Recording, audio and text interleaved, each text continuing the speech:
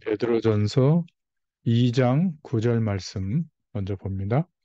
그러나 너희는 택하신 족속이요 왕 같은 제사장들이요 거룩한 나라요 그의 소유가 된 백성이니 이는 너희를 어두운 데서 불러내어 그의 기이한 빛에 들어가게 하신 이의 아름다운 덕을 선포하게 하려 하심이라.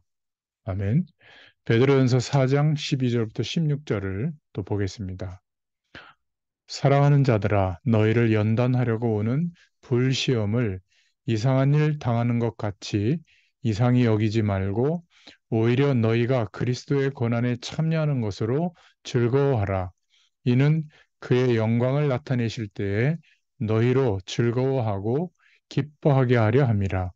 너희가 그리스도의 이름으로 치욕을 당하면 복 있는 자로다. 영광의 영, 곧 하나님의 영이 너희 위에 계심이라. 너희 중에 누구든지 살인이나 도둑질이나 악행이나 남의 일을 간섭하는 자로 고난을 받지 말려니와 만일 그리스도인으로 고난을 받으면 부끄러워하지 말고 도리어 그 이름으로 하나님께 영광을 돌리라. 아멘. 예, 오늘 이 말씀을 통해서 지은 자매도 들어왔네요. 오늘 이 말씀을 통해서 함께 은혜를 나눌 전체 제목으로는 그리스도인이 받는 고난이라는 제목입니다. 그리스도인이 받는 고난. 어, 우리가 좀 복음 가진 청년 전문인 산업인들 현장을 두고 말씀을 정리하고 있는데 좀 서론으로 생각해 볼 것은 첫 번째로 이 베드로 전후서는 핍박을 받고 있는 성도들에게 에, 보내진 편지입니다. 주후 60년경에 쓰여진 것 같은데요. 그 당시에 로마 황제 10명이 많은 핍박을 했는데 그 중에 가장 많이 핍박을 한 사람이 도미시안 황제 그리고 네로 황제라고 합니다. 더 무서운 것은 이 네로 황제는 무서운 황제의 힘을 가지고 있으면서 영적 문제를 또 갖고 있던 사람이거든요. 그러니까 가장 어, 최고로 핍박을 많이 한 황제가 네로 황제였습니다. 이 네로 황제는 어머니가 왕궁에서 춤추던 여자였는데 후궁으로 들어가게 되고 이제 왕궁에 간 네로가 이제 아버지, 형들, 어머니까지 독살하고 황제가 되죠. 자기의 실정을 무마하려고 시가지에 불을 질러 놓고는 평소에 기독교인들이 불심판이 있을 것이다. 그런 것들을 명분으로 삼아서 그걸 활용해서 이용해 가지고 뒤집어 씌우고 무시무시한 불태워 죽이고 짐승에게 물어 죽이는 이런 핍박을 가했습니다. 우리는 이런 게 1년, 2년만 돼도 힘든데 자그마치 로마의 핍박이 250년 동안 계속됐거든요. 그 중에 베드로 사도도 네로 황제 때, 또 바울 사도도 그때 그 핍박에 순교하게 됐죠. 아무튼 핍박을 받고 있는 그들에게 성도들에게 베드로가 베드로 전후서를 보낸 겁니다. 그래서 주로 고난에 대한 이야기가 많이 나오죠. 그래서 우리가 두 번째 서론으로 생각해 볼 것은 고난 중에 인내하는 신앙에 대해서 우리가 좀 복음적으로 보지 못하면 우리 기독교는 고난을 받아야 된다.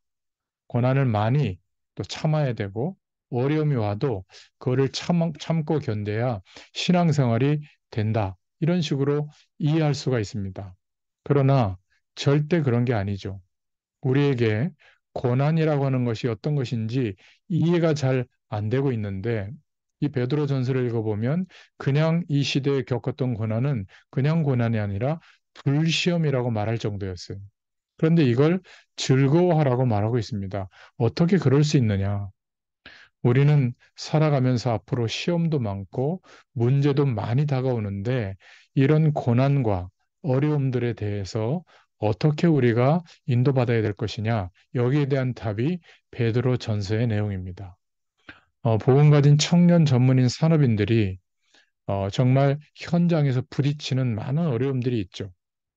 그런데 어, 소경 크로스비가 있었는데 다행스러운 것은 완전히 무너질 수 있었지만 보이지 않는 그것 때문에 이 크로스비는 하나님께 기도하게 된 겁니다. 기도를 많이 하다가 능력을 받았다. 이렇게 이해할 수도 있지만 그게 아니라 하나님을 바라보다가 살아계신 하나님께서 성령으로 나와 우리와 함께 하신다는 사실을 확인하게 된 거예요. 대부분의 사람들이 이 사실을 못 깨닫고 있기 때문에 하나님이 나와 함께 계시지 않는 것처럼 마치 지금 이 문제와 어려움과 고난에 하나님은 모르시는 것처럼 판단하고 말하고 생각하고 두려워할 때가 많잖아요.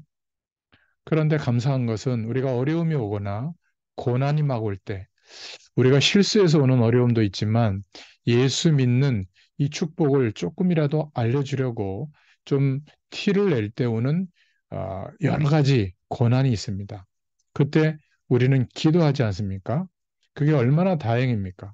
실제로 날마다 함께 하시는 성령 하나님의 축복을, 기도의 축복을 잘 모르면서 사는데 그런 어려움과 고난이 올 때는 하나님께 기도하다가 하나님이 우리와 함께 하시는 축복을 깨닫게 되는 것이죠. 사실은 하나님이 우리와 함께 하시는 임마누엘의 축복보다는 하나님이 없는 것처럼 판단하고 느끼고 살아가는 불신앙에 많이 우리의 삶이 있다는 것을 발견하게 됩니다. 그렇지 않습니까? 우리가 뭐 할 때는 하나님이 어쩌고 저쩌고 이렇게 얘기하는데 실제 삶은 어려움이 올 때, 고난에 직면할 때 정말 하나님이 없는 것처럼 판단하고 생각하고 느끼는 불신앙에 더 가까운 것 같아요. 이건 작은 일이 아닙니다. 그래서 하나님은 택하신 이스라엘 백성들을 고난으로 몰고 가셨죠. 고난 속에서 많은 어려움을 당하다가 또 기도하다가 하나님의 역사를 보게 된 겁니다. 그래서 이러다 보니까 결국은 복음의 어마어마한 능력을 알게 됐거든요. 그러니까 복음이 없으면 누구든지 멸망받는구나. 예수 그리스도가 아니고는 이 땅에서는 답이 없구나. 그런데 사람들은 신앙생활 하면서도 거의 껍데기로 알고 있는 부분이 많습니다. 특히 복음 속에 회복된 청년 전문인 산업인들이 그 현장에서 인도받다 보면 보이는 것만 볼 수가 있어요. 근데 대다수의 우리의 삶을 인도하고 계신 하나님의 축복들은 눈에 보이지 않는 것들이 대부분입니다.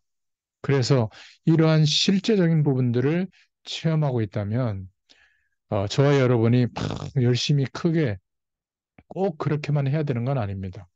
진짜 하나님의 은혜와 하나님의 능력이 뭔가를 알게 되면 모든 부분이 달라지죠. 심지어 우리 개인의 삶과 또 사업과 직장과 가정과 교회의 문제가 많이 올 수 있는데 그때마다 하나님이 우리에게 주시는 사인은 하나입니다. 이제 진짜로 하나님의 능력을 체험하면서 이 능력을 회복하라는 거거든요.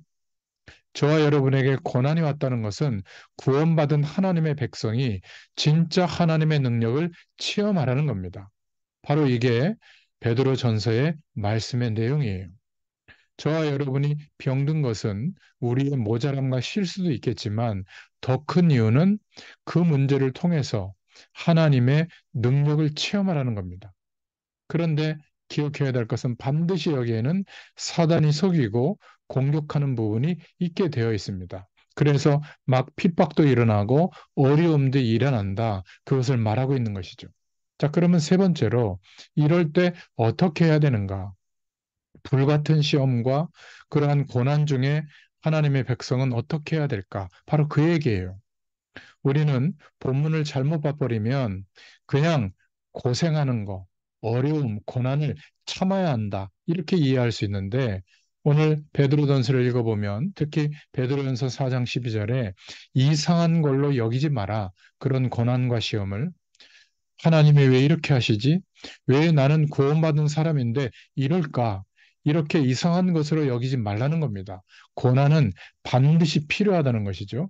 그리고 베드로전서 4장 13절에 기쁨과 영광 중에 오실 하나님이 너희를 기뻐하시리라. 우리가 고난 당한다는 거, 예수 믿는 것 때문에 그것을 드러내려고 하는 것 때문에 어려움이 오고 고난이 온다는 것을 하나님께서 잘 아시고 영광 중에 오셔서 너희를 기뻐할 것이다. 그러면서 4장 19절에 모든 것을 하나님께 맡기라.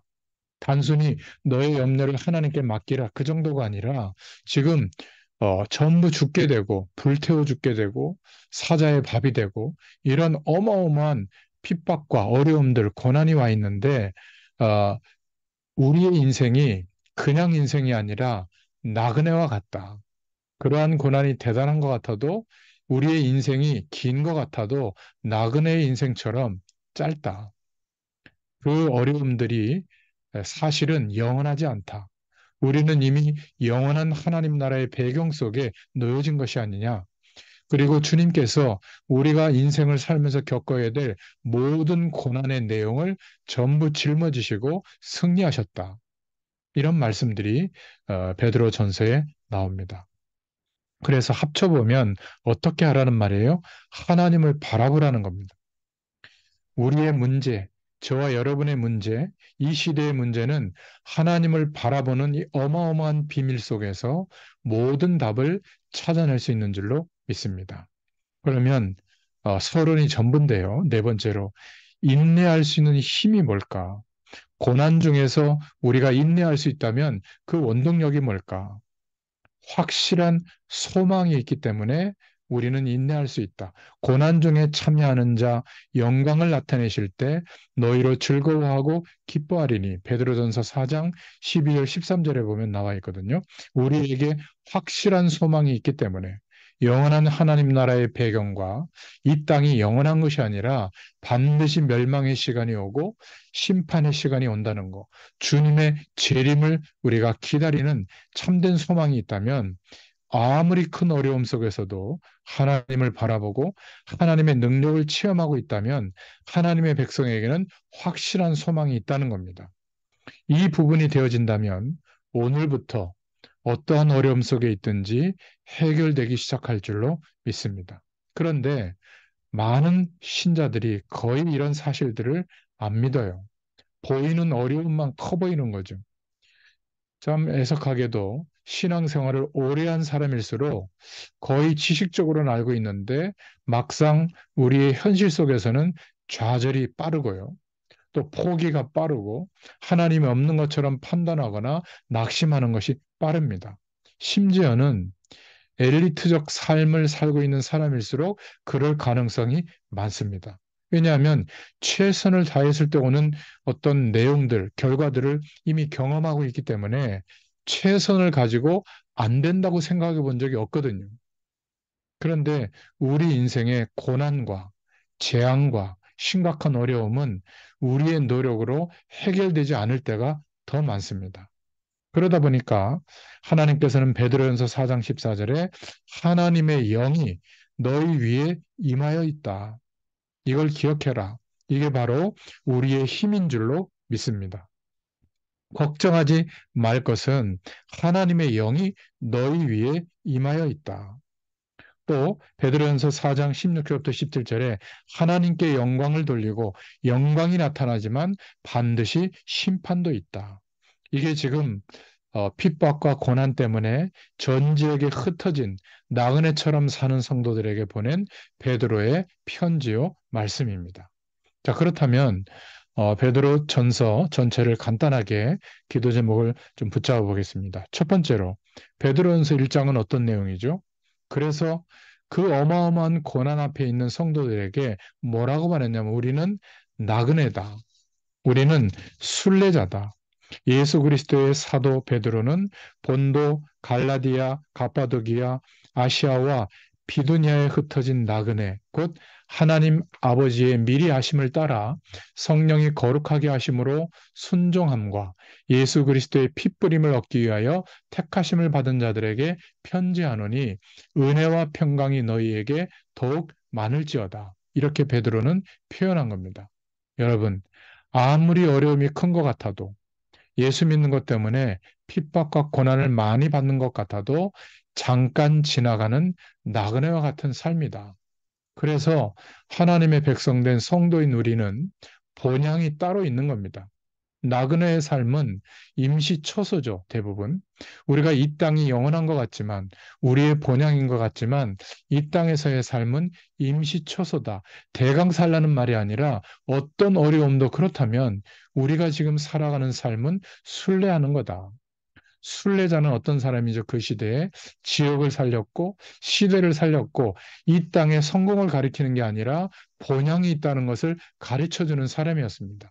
인생이 그 방향을 향해 있던 사람이죠.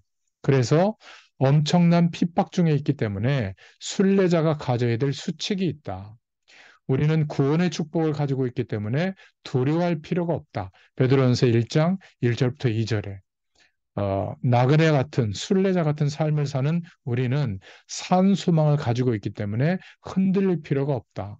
베드로전서 1장 4절부터 12절에. 그리고 순례자는 나그네처럼 전도자로 살아야 될 우리는 쓸데없는 공격을 받지 않기 위해서 삶을 주의해라. 베드로전서 1장 13절부터 25절에 말씀하고 있습니다. 이러한 삶의 규모와 수칙을 가져야 되는 이유는 핍박자들의 중상모략에 당하지 않기 위함이다. 이렇게 1장에 말하고 있습니다. 모든 사람이 나그네와 같은 생을 살다가 영원한 본향으로 간다. 천국 아니면 지옥으로 가게 돼 있다. 근데 이것이 이 땅에 사는 동안에 결정되고 있기 때문에 우리는 천국 본향을 가리키는 사람으로 살아야 한다는 거예요. 이러한 삶을 사는 사람들에게는 반드시 핍박이 따라오지만 하나님이 함께 하시는 임마누엘의 축복으로 승리할 수 있다는 겁니다. 자, 그렇다면 우리는 지금 무엇을 위해서 어떻게 살아가고 있는지 한번 말씀 앞에서 묵상해 보는 시간을 가져볼 수 있기를 축원드립니다. 두 번째로 베드로전서 2장은 그러면 우리가 이러한 고난과 어려움과 핍박 속에서 어떻게 살아갈 수 있겠냐? 그러므로 모든 악독과 모든 기만과 외식과 시기와 모든 비방하는 말을 버리고 갓난아기들 같이 순전하고 신령한 젖을 사모하라. 이는 그로 말미암아 너희로 구원에 이르도록 자라게 하려 함이라. 어떻게 살 수 있죠? 순전하고 신령한 젖을 사모해라. 복음의 말씀을 사모해라. 그 말이에요. 우리는 하나님의 백성이죠. 그래서 베드로전서 2장 1절부터 3절에 이러한 고난이 막 덮치고 있는데 교회 안에 내부 문제로 큰 축복을 빼앗기지 말아야 한다. 이렇게 저렇게 해라 말씀이 나오고요. 우리의 모든 고난은 베드로전서 2장 4절 9절에 그리스도께서 모든 것을 해결하셨다. 베드로전서 2장 11절부터 17절에는 우리는 하나님의 백성이지만 동시에 하나님의 종이다. 그래서 이렇게 삶을 살아라. 또 베드로전서 2장 18절부터 24절에는 그리스도께서 십자가에서 죽으시고 부활하심으로 모든 고난을 우리 인생의 모든 것을 해결하셨다. 자, 그렇다면 우리는 그의 백성된 자요, 하나님의 종된 자다. 그러니까 문제와 고난과 육신의 일로 큰 축복을 빼앗기지 말고 순전하고 신령한 젖인 하나님 말씀으로 뿌리를 내리자는 거예요. 이게 베드로전서 2장의 내용입니다. 우리에게 지금 와 있는 문제와 고난과 육신의 일이 어떤 것입니까? 우리는 어떻게 해결할 수 있습니까? 이런 것들을 묵상해 보시기 바랍니다. 세 번째로 베드로전서 3장에는 소망을 묻는 자들에게 너는 왜 사는가? 그런 어려움을 왜 그렇게 견디고 있는가? 이렇게 내가 사는 이유와 소망을 묻는 자들에게 대답할 것을 준비해야 된다.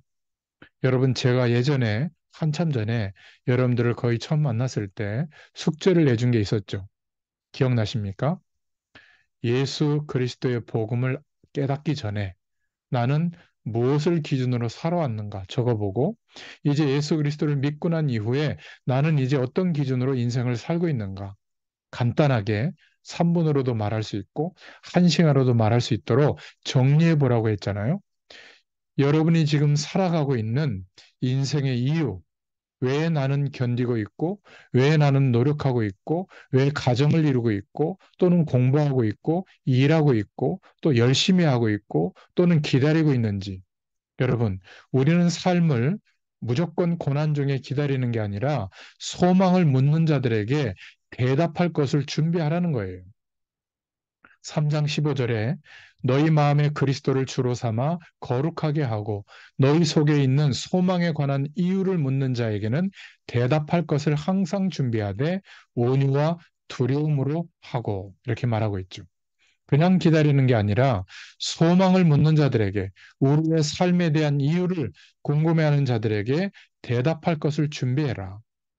기도의 힘을 가지고 준비해라. 그냥 힘이 아니라 복음의 근원적인 힘을 가지고 일하고 공부하고 삶을 살아나가라. 그래서 고난이 덮치는 가정에게 말씀하고 있는 겁니다. 남편과 아내에게 주신 말씀이 나오죠. 베드로전서 3장 1절부터 4절에 아내에게 말하고 있는 겁니다. 이런 배경을 빼고 이 말씀만 보자면 3장 1절부터 4절에 아내들은 남편에게 순종해라 이렇게 나오거든요. 근데 그 이유를 말하고 있어요.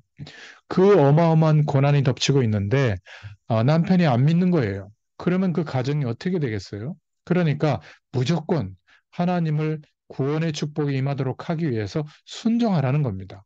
그런 이유 때문에 순종하라는 것이지 엄청난 고난의 배경을 빼고 그냥 요 말씀만 따옴표를 딱 따가지고 무조건 여자들은 남자에게 순종해라 그 말이 아니에요. 또 베드로전서 3장 7절에는 남편에게 주시는 말씀이 나오는데 지식의 에, 정도에 따라서 아내에게 대해야 된다. 이렇게 말이 나옵니다. 이게 무슨 말씀이냐면 이 당시는 여성들이 교육받을 기회도 적었고 사회에서 일하거나 활동할 기회가 적었기 때문에 그 지식의 정도에 따라 아내에 대해서 생각하고 또 아내를 도와줘야 된다. 사랑해줘야 된다. 이렇게 말하고 있는 겁니다. 지금도 마찬가지죠. 그리고 베드로전서 3장 8절부터 12절에 우리는 승리할 것이 분명하기 때문에 믿음으로 고난을 통과하고 누리라는 겁니다. 베드로전서 3장 8절부터 12절은 어려움이 와 있거나 예수 믿는 그 축복을 나타내려고 하는데 그 삶을 통해서 사단이 역사해가지고 고난과 핍박이 올 때는 이 말씀을 기억하세요. 어디를 가든지 악을 악으로 갚지 마라. 좋은 날 보기를 원하거든 혀를 금해라. 왜냐하면 복을 유업으로 주기 위함이다. 여호와의 눈은 의인을 향하시고 여호와의 낯은 악인을 향하시느니라. 알고 계시다는 겁니다. 기억하셔야 돼요. 그리고 베드로전서 3장 15절부터 22절에 소망을 묻는 자에게 대답할 것을 준비하라고 말씀하고 있죠. 그래서 저와 여러분은 또 여러분 현장에 또 다른 사람들에게 예수 믿는 우리가 그냥 좀 무능력하고 그냥 견디고 어려움 속에만 있는 것이 아니라 성공자의 습관을 가질 수 있도록 우리도 도전하고 함께 권면할 수 있기를 바랍니다. 24시간 주님을 바라볼 수 있는 상태, 하나님이 성령으로 함께하고 있다는 것을 기억하고 있다면 기도가 되어집니다. 기도 체질이 되어진 거죠. 그리고 공부 체질이 갖춰져야 되는데 적어도 우리가 일하고 있거나 우리가 관심 있거나 우리의 사명을 이루어야 될 부분을 두고는 그 분야의 흐름이 어떻게 움직이고 있는 정도는 우리가 공부해야 됩니다. 어렵지 않아요. 유튜브에서도 이상한 거 보지 말고 이상한 거는 그냥 흘려버리고 한번 보더라도 정말 그 분야의 중요한 강연이라든지 중요한 것들을 말해주는 정말 좋은 자료들이 많이 있거든요. 그런 것들을 좀 보고 또 책도 좀 사다가 좀 몇 권 읽어보고 그러면 그 흐름들이 보여집니다. 지금 세상이 어떻게 움직여지고 있는지 학교에서 학위를 따거나 자격증을 따는 것도 공부지만 이러한 흐름을 놓치지 않는 것도 공부입니다. 이런 체질은 하나님 앞에 부름받을 때까지 좀 공부할 수 있도록 인도받을 수 있기를 바랍니다. 제가 제일 약한 부분인데 막 도전을 받고 있습니다. 결국은 저도 이 체질이 되도록 노력할 건데요. 여러분도 같이 하면 좋겠습니다. 운동 체질이 될 수 있도록. 결국은 몸이 아파 보니까 그것 때문에 제약을 받는 것이 많더라고요. 꼭 기억하시기 바랍니다. 그리고 하나님이 하시는 전도, 성경적인 전도가 뭔가를 충분히 이해한 전도 체질이 되어지도록. 그리고 그냥 열심히 하는 것이 아니라 한 가지 일도 하나님의 뜻이 맞다면 그것이 성공되어질 만큼 지속할 수 있는 체질이 되도록 성공 체질. 이 5가지 규모는 반드시 필요합니다. 그래서 우리 속에 있는 진짜 소망은 세계복음화죠. 이 땅에서의 성공이 진짜 목적은 아닙니다. 도구죠. 또 우리 속에 있는 소망은 하나님이 분야 분야마다 또 우리 후대들을 통해서 하나님이 남겨놓으신 사람들을 일으켜서 그들이 복음의 바톤을 이어받도록 하는 렘넌트의 축복, 이게 우리의 소망이죠.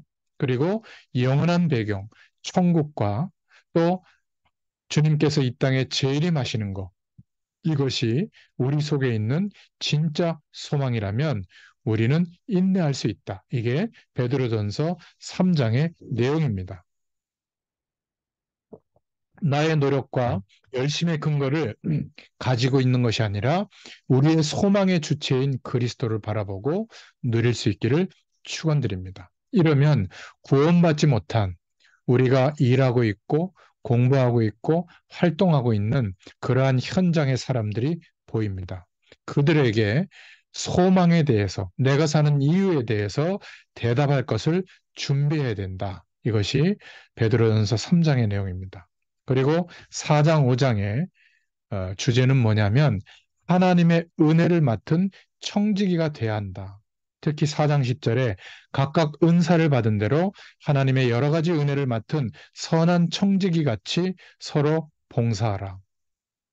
우리의 가정, 후대들, 하나님이 내게 주신 공부할 수 있는 힘, 또 얻게 된 지식, 전문성, 우리의 직업, 여러 가지 달란트, 그게 내 것이라고 생각하는데 우리의 것이 아니라는 거예요.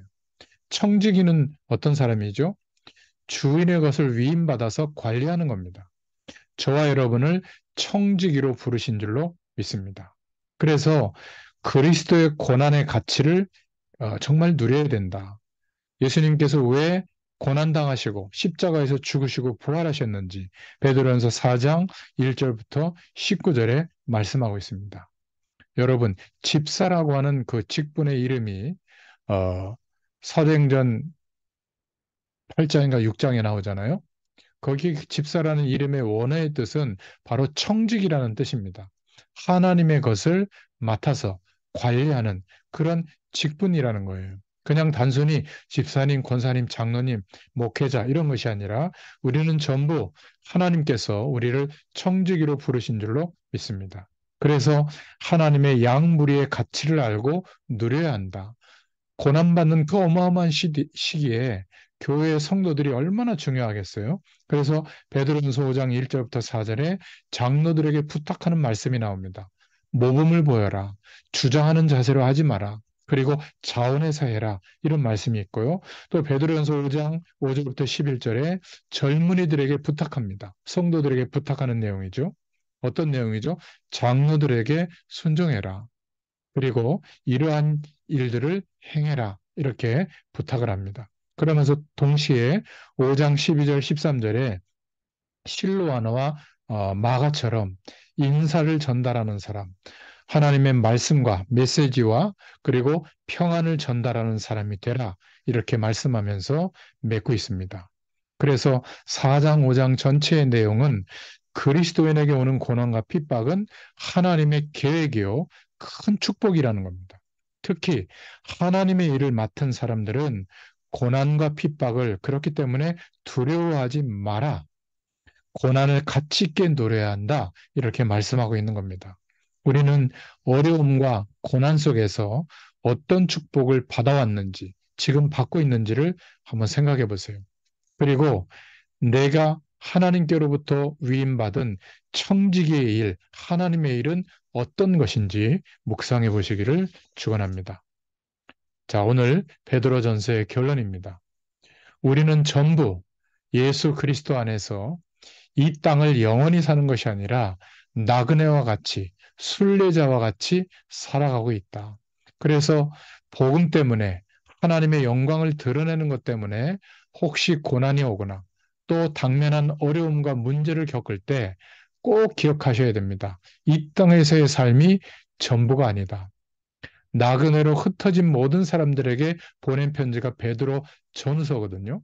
베드로 전서를 읽을 때마다 불시험을 당하든 이상히 여기지 마라.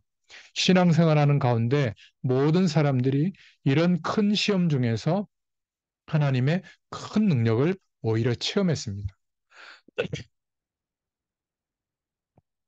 우리는 하나님의 자녀인데 이러한 나그네와 같은 길, 순례자의 길을 가면서 어떤 것을 가지고 가야 될 것이냐, 어떤 축복을 누려야 될 것이냐, 이것을 베드로전서에서 말씀하고 있는 것이죠. 첫 번째로 우리가 나그네 길을 가는데 보이는 것만 보고 가는 것 같지만 하나님은 안 보이는 것으로, 눈에 보이지 않는 것으로 우리와 함께하고 계신다는 겁니다. 꼭 기억해야 됩니다. 이게 베드로전서의 결론이에요. 여기에서 불신자와 신자의 차이가 나는 겁니다. 하나님을 모르는 사람들은 눈에 보이는 것만 보고 갑니다. 그러니까 눈에 안 보이는 중요한 것을 다 놓치고 가는 게 불신자들이죠. 아무리 돈을 벌고 아무리 성공해도 보이는 것을 보고 가다가 안 보이는 부분에 문제가 덮치니까 인생의 그 어려움과 고난 또 절망스러운 일들을 헤쳐나갈 수가 없는 겁니다. 좌절해 버리는 거죠.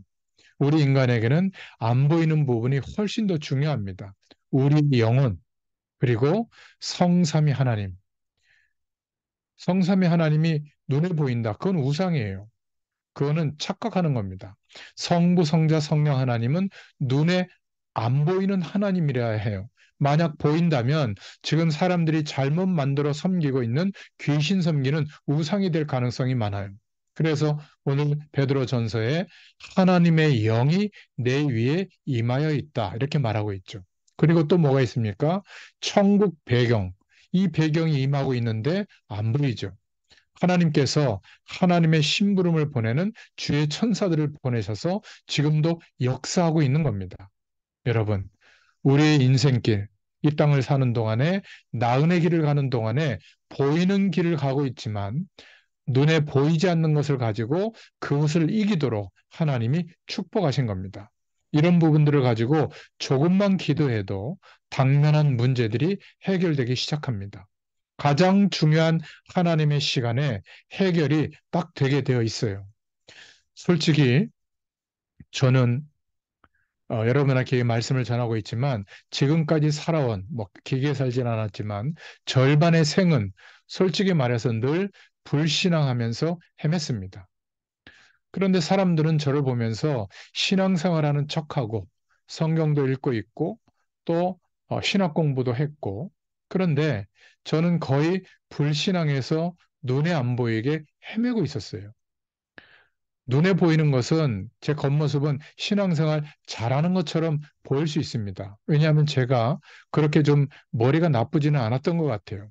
그래서 사람들 앞에서는 잘하는 것처럼 할 수 있었거든요. 그런데 사람들이 저를 보고 모자라다 이렇게 말한 적은 별로 못 들어봤습니다. 일을 할 때도 어느 정도 잘한 겁니다. 그런데 실제로는 저는 하나님이 안 계신 것처럼 판단하고 생각하고 걱정하고 염려하는 불신앙 속에 빠져 있었어요. 그러니까 최선을 다하는데도 불구하고 점점 표시 안 나게 멸망이 오는 겁니다. 소리 없이 점점 제게는 어려움이 다가오는 거예요.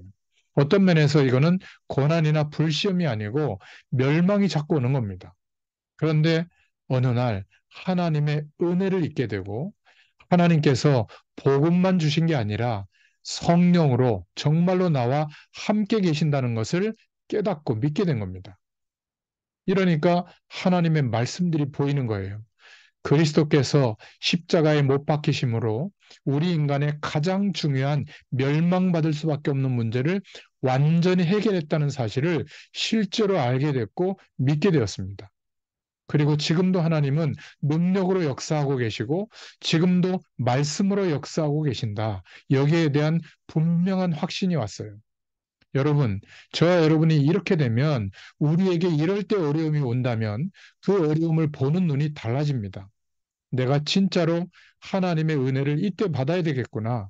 내가 정말 이때 정말로 하나님께 기도하고 하나님이 주시는 응답을 받아야 되겠구나. 이런 언약을 붙잡게 됩니다.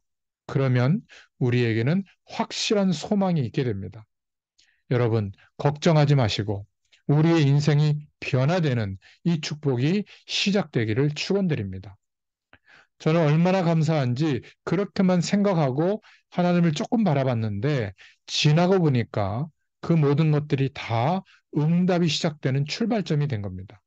그래서 저와 여러분은 흔들릴 것도 없고 어떤 것이 이익이 될까 계산할 것도 없고 또 많은 것으로 시시비비를 가릴 싸움을 할 필요도 없는 줄로 믿습니다.